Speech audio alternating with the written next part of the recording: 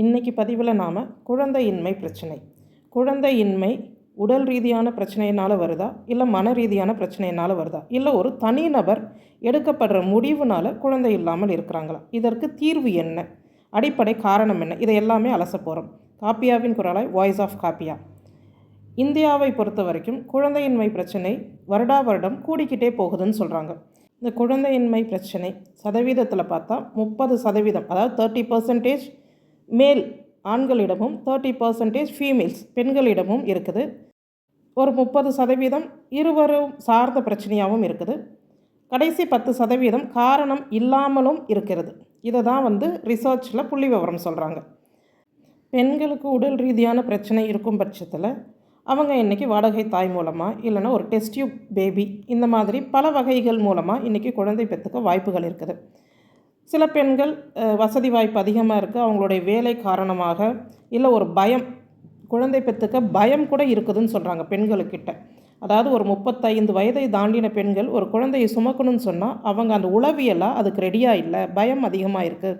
அதனால் வாடகை தாய் மூலமாக குழந்தை பெற்றுக்க விரும்புகிறாங்க அப்படின்றதும் புள்ளி விவரம் சொல்லுது. இது ஒரு காரணமாக இருக்குது. இவங்களுக்கு இந்த மாதிரி பல தீர்வுகள் இருக்குது. ஆண்களுக்குமே அவங்களுக்கு ஒரு குழந்தை பெற்றுக்கிற தகுதி இருக்கும்பாயின் இந்த மாதிரி சில தீர்வுகள், சின்ன சின்ன பிரச்சனைகளை சரி பண்ணிடுறாங்க. அப்போது சரி பண்ண முடியாத பிரச்சனைகள் அப்படி சிலது இருக்குது. அது ஏன் வருது அப்படின்றதுல முதல்ல இருக்கிறது குடிப்பழக்கம். இந்த குடிப்பழக்கம்ன்றது நிறைய ஆண்கள் இடத்துல இந்த மலட்டுத்தன்மையை உருவாக்குதுன்றாங்க. அதுக்கு அடுத்து இருக்கிறது டிப்ரெஷன், மன உளைச்சல். இந்த மன உளைச்சல் அதிகப்படியான ஆண்களுக்கு வேலை பளுவின் காரணமாக வருது அப்படின்றாங்க. உட்கார்ந்தபடியே வேலை பார்க்குறதும் ஒரு காரணம். அதே மாதிரி ஆடை அணியிறது, ஜீன்ஸ் பேண்ட் கண்டினியூஸாக போட்டுக்கிட்டு இருக்கிறது, டைட்டான ட்ரெஸ்ஸஸ் போடுறது, இதுவும் ஒரு காரணம்னு சொல்கிறாங்க. இவ்வளோ பெரிய காரணம் ஒரு குழந்தையின்மை பிரச்சனைக்கு இருக்கும்போது ஜீன்ஸ் பேண்ட்டை ஒரு ஸ்கூல் யூனிஃபார்மாக மதுரை திருப்பாலையில் ஒரு மதப்பேர் கொண்ட ஒரு பள்ளிக்கூடத்தில் யூனிஃபார்மாகவே வச்சுருக்குறாங்க. குழந்தையிலேருந்து 12ஆம் வகுப்பு படிக்கிற வரைக்கும் ஜீன்ஸ் பேண்ட்டை ஒரு ஸ்கூல் யூனிஃபார்ம். இது தவறு, இந்த மாதிரிலாம் வைக்கக்கூடாது. ஸோ நமக்குமே ஒரு விழிப்புணர்வு வேணும். விழிப்புணர்வு கொடுக்கக்கூடிய பள்ளிக்கூடமே அப்படி செய்கிறது தவறு தான். பெற்றோர்கள் மறுப்பு தெரிவிக்காத வரையில் சில பள்ளிக்கூடங்கள் இப்படி இயங்கும். ஆனால் அனைத்து பள்ளிக்கூடங்களுமே காட்டன் துணி அதில் தான் யூனிஃபார்ம் கொடுக்கறதுக்கு முன் வராங்க. அதுதான் சிறந்தது. நம்மளுடைய கிளைமேட்டுக்கு, நம்மளுடைய ஒரு சூடான கிளைமேட்டுக்கு காட்டன் துணிகள் தான் சிறந்தது. இதை தான் அணியணும்னு சொல்கிறாங்க. அப்போ இது துணி ஒரு காரணம். மன உளைச்சல் அதை நாம தான் தவிர்த்துக்கணும். வேலை பலுவாக இருக்கட்டும், வீட்டு சூழ்நிலையாக இருக்கட்டும், பிரச்சனைகளாக இருக்கட்டும், மன உளைச்சல்லேருந்து நாம தான் வெளியே வரணும். இந்த சின்ன சின்ன விஷயங்களை சரிப்படுத்திக்கிட்டால் உடல் ரீதியான பிரச்சனைகள் கொஞ்சம் குறையும். இன்னொரு காரணம், இன்றைக்கி குழந்தை பெற்றுக்கிறதே ஏன் பெற்றுக்கணும் அப்படின்ற ஒரு கேள்வியாகவும் வைக்கிறாங்களாம் வரும் தலைமுறையினர். அதிகமாகவே வெளிநாடுகளில், யூரோப்பியன் கண்ட்ரீஸ், வெஸ்டர்ன் கண்ட்ரீஸில் இது அதிகமாகிட்டு தான் வருது. சைனாவிலும் இது அதிகமாகிறதுனால தான் இன்றைக்கி உலக மக்கள் தொகையில் சீனாவை விட இந்தியா முதலிடத்தில் இருக்குது. ஸோ இந்த மாதிரி பல நாடுகளில் இந்த பிறப்பு விகிதம்ன்றது குறைஞ்சிக்கிட்டே வருது. இது என்னென்னா, இன்றைய தலைமுறை இளைஞர்கள்ட்ட இதை ஒரு பெரிய பேர்டனாக, சுமையாக நினைக்கிறாங்க. ஒரு குழந்தை பெற்றுக்கிறதையோ அதை வளர்க்குறதையோ, இதற்கு பேபி சிட்டிங் பண்ணணுமா, இந்த ஒரு 1 இயர் அந்த ப்ரெக்னென்சி டைம், ஒரு 10 மாதம் என் மனைவிக்காக நான் இவ்வளோ பாடுபடணுமா, இந்த மாதிரி பல நெகட்டிவ் தாட்ஸ், இது எல்லாமே அவங்கள்ட்ட அதிகமாக வளருதுன்றாங்க.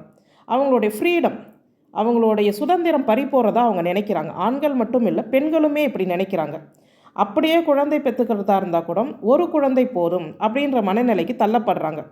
குழந்தை வேணான்னு இருக்கிற கப்புள்ஸ் கிட்ட அதிகமாக புள்ளி விவரப்படி கேட்ட கேள்வியில் எது முதலிடம் வகிக்குதுன்னா பொருளாதாரம். எங்களுக்கு ஒரு குழந்தையை வளர்க்குறதுக்கான பொருளாதாரம் இல்லை அப்படின்னு பதில் சொல்லியிருக்கிறாங்க நிறைய பேர். அப்போ பொருளாதாரமும் பிரச்சனையாக இருக்குது. இன்றைக்கி எவ்வளோ தான் நம்ம நாடு முன்னேறிக்கிட்டு நம்ம அதிகமான இன்றைக்கி பொருளாதார வளர்ச்சி இருந்தாலும் ஒரு குழந்தையை வளர்க்குறதுக்கு பொருளாதாரம் இல்லைன்றாங்க. அப்போ அந்த பொருளாதாரம் எதை அடிப்படையில் சொல்கிறோம்? நமக்கு அரசு பள்ளிக்கூடங்கள் இருக்குது, அரசு மருத்துவமனைகள் இருக்குது, நம்ம தமிழ்நாட்டை பொறுத்தவரை நிறைய கல்வி திட்டங்கள் தராங்க. இதையெல்லாம் பயன்படுத்தினாலே நம்ம ஒரு வீட்டில் 2-3 குழந்தைகளை வளர்க்கலாம். ஸோ இதையெல்லாம் நாம் பார்க்கறது இல்லை. எதையுமே நாம் ஒரு ப்ரைவேட் செக்டார் லெவலில் தான் வச்சு பார்க்குறோம். அந்த மனநிலை மாறணும். அப்போ இந்த குழந்தை இல்லை அப்படின்னு ஆகிறவங்களுக்கு அடுத்து என்ன வழி? அடாப்ஷன், தத்தெடுத்தல். இந்த தத்தெடுத்தலுக்கே ஒரு மனநிலை வேணும். அதுவுமே நம்ம மக்கள்கிட்ட அதிகமாக இல்லாமல் இருக்குது. இதில் முதல் அடிப்படை காரணம்னு எதை சொல்கிறாங்கன்னா ஜாதி. எந்த ஜாதி இருக்குமோ இந்த குழந்தை, எந்த குடும்பத்தில் பிறந்திருக்குமோ அதோடைய ஜெனட்டிக் ஃபேக்டர் எப்படி இருக்குமோ அப்படின்றாங்க. ஆனால் ஒரு குழந்தை வளர்க்கிற இடத்துல பொறுத்து அந்த குழந்தையோட மனநிலை, வளர்ப்பு எல்லாமே மாறுன்றாங்க. இன்றைக்கி நிறைய விழிப்புணர்வு ப்ரோக்ராம்கள் நிறைய நடக்குது. நம்ம நீயா நானால கூட ஒரு சில பதிவுகளை பார்த்துருப்போம். இந்த வளர்ப்பு பிள்ளைகளை வைத்து நாம் அதை பார்த்து பெருமைப்படுற அளவுக்கு கூட சில ஷோஸ் இருந்தது. இந்த அளவுக்கு என்னதான் ஒரு விழிப்புணர்வை கொடுத்தாலும் நம்ம மக்கள்கிட்ட, இந்திய மக்கள்கிட்ட இந்த ஒரு நிலை மட்டும் பின்தங்கியே தான் இருக்குதுன்னு சொல்கிறாங்க. இந்த அடாப்ஷன். இன்னொன்று, நம்ம நாட்டை பொறுத்தவரையும் முறையான குழந்தைகள், அதாவது அனாதை குழந்தைகள் முறையாக அந்த இல்லங்களில், அனாதை இல்லங்களில் கொண்டு போய் சேர்க்கப்படுறது இல்லை. இன்னொன்று, அடாப்ஷன் பண்ணுறதுக்கு குறைந்தது ஒரு 3 வருட காலங்கள் எடுத்துக்கிறாங்களாம். இதுவும் ஒரு காரணமாக சொல்கிறாங்க. இதையெல்லாம் மீறி தான் நாம் இந்த முறையை கையாளணும். அதற்கான வழிமுறைகளை பின்பற்றணும். கணவனோ மனைவிக்கோ ஒரு 40 வயதிற்குள், 2 பேருக்குமே ஒரு 40 வயதிற்குள் இருக்கும்போதே இந்த முடிவை நீங்கள் எடுக்கணும். காலம் தாழ்த்த நம்ம தத்தெடுக்கக்கூட முடியாது. ஸோ இந்த மாதிரியான சில ரூல்ஸ் இருக்குது. 2 பேரோடைய வயதை சேர்த்து 90 வயது இருக்கணும். அப்படி இருந்தால் தான் வயதின் அடிப்படையில் எந்த வயது குழந்தைய நமக்கு கொடுப்பாங்க அப்படின்ற சட்டத்திட்டம் எல்லாம் இருக்குது. ஆண் குழந்தை வேணுமா, பெண் குழந்தை வேணுமா, எல்லாத்துக்கும் என்ன ஒரு சட்ட விதிமுறைகள்னு. ஸோ இது ஒரு காரணம். சரி, குழந்தையே இல்லாமல் வாழ்ந்தாதான் என்ன அப்படின்னு நாம் நினைக்கலாம்.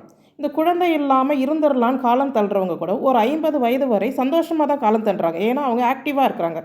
அந்த வயதை தாண்டி நம்ம உடல் தளரும் போது அவங்களுக்கு என்ன ஆகுது, ஒரு தண்ணி கொண்டு வந்து கொடுக்க கூட நம்ம ஒரு குழந்தை இல்லை.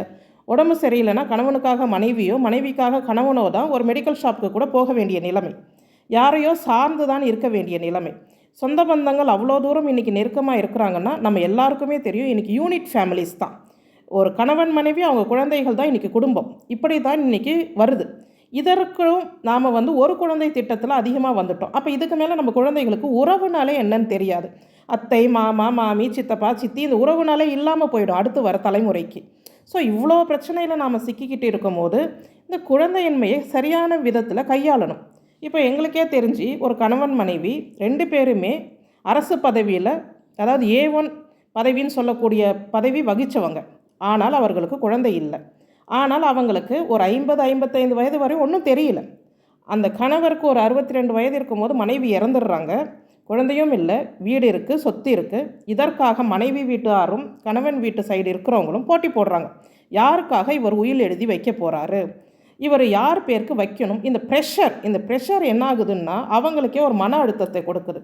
நாம் தப்பு பண்ணிட்டோம், சொந்தக்காரவங்க பேச்சை கேட்டு அன்றைக்கே ஒரு குழந்தையை தட்டு எடுத்துருக்கலாம், இன்றைக்கி நமக்காகவாது அந்த குழந்தை இருந்திருக்கும் அப்படின்னு. ஸோ நாம் அடுத்தவர்கள் பேச்சை கேட்டுக்கிட்டு நாம் இந்த தவறை செய்கிறத காட்டிலும் நம்ம வாழ்க்கைக்கு எது சரி அப்படின்றத நாம் தான் முடிவு பண்ணணும். நமக்காக ஒரு குழந்தை, நமக்காக ஒரு ஜீவன், யாரோ ஒருத்தர்.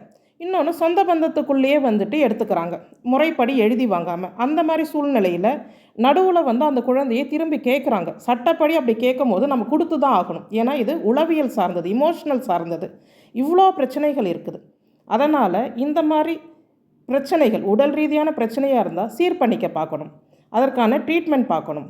அதை வராமல் எப்படி தடுத்துக்கலாம், சின்ன வயசுலேருந்தே நம்ம குழந்தைகளுக்கு ஒரு அறிவுரை நாம் கொடுக்கணும். அதற்கேற்ற உணவு முறைகளை கொடுக்கணும். இதையெல்லாம் பெற்றோர் கையில் இருக்குது. அப்படி ஒரு குறை வந்த பிறகு எப்படி அவங்க மன ரீதியாக சீர் பண்ணி அவங்கள ஒரு நல்ல வழிக்கு கொண்டு போகணும் போன்ற வழிமுறைகளை அவங்கள சுற்றி இருக்கிற நண்பர்களோ உறவினர்களோ சொல்லணும். இதற்கு தான் இந்த பதிவை நாம் அழுத்தமாக போடுறோம். இந்த மன உளைச்சல் நம்மளுடைய உடல் ரீதியான வலிமை இருக்கிற வரைக்கும் நமக்கு தெரியாது. ஆனால் நம்ம உடல் தளரும் போது மனதும் தளரும். அப்போ நம்மளுடைய வாழ்க்கை ஏன் வாழ்ந்தோம், யாருக்காக வாழ்ந்தோம்னே இருக்காது. ஒரு பொது வாழ்வில் ஈடுபட்டு நாம் பல விஷயங்களை செய்தோம், அதற்காக நான் குழந்தை பெற்றுக்கலை அப்படின்னா சந்தோஷம். நம்ம தமிழ்நாட்டிலே சில பெண்மணிகள் இருந்தாங்க, என்னுடைய பொது வாழ்க்கைக்கு இது இடைஞ்சலாக இருக்கும், அதனால் நான் குழந்தை பெற்றுக்க வேண்டாம் அப்படின்னு அவங்களுடைய கணவர்கள்கிட்ட கல்யாணத்தின் போதே சொல்லிட்டு கடைசி வரைக்கும் அப்படியே வாழ்ந்த பெண்மணிகளும் இருந்தாங்க. அதெல்லாம் சந்தோஷத்துக்குரிய விஷயந்தான். ஸோ இந்த மாதிரி சிலர் இருக்கிறாங்க. இதையெல்லாம் சொல்கிறது ஈஸி, செய்கிறது கஷ்டம், யாருனாலும் எதுவும் சொல்லிடலாமா அப்படின்னு நினைக்கிறவங்களுக்கு இதை சொல்லக்கூடிய தகுதி எனக்கு இருக்குது. அதனால் இதை நான் அழுத்தமாக பகிர்வு செய்துக்கிட்டேன் அப்படின்றதுலையும் நான் பெருமையாக சொல்லிக்கிறேன். இந்த பகிர்வு ஒரு விழிப்புணர்வு பகிர்வு தான். இதை ஒரு 10 பேருடைய மனநிலையை மாற்றும் அப்படின்னு சொன்னால் வாய்ஸ் ஆஃப் காப்பியாவுடைய சக்ஸஸாக தான் நான் இதை பார்க்குறேன். உங்களுக்கு இந்த பதிவு பிடிச்சிருந்தால் நம்ம சேனலான வாய்ஸ் ஆஃப் காப்பியாவுக்கு நீங்கள் ஆதரவு கொடுங்க. நம்மளுடைய இன்னொரு சேனல் இருக்குது, காப்பியாஸ் வில்லேஜ் கிச்சன். அதையுமே உங்களுக்கு பிடிச்சிருந்தால் நீங்களும் பார்க்கலாம். நன்றி.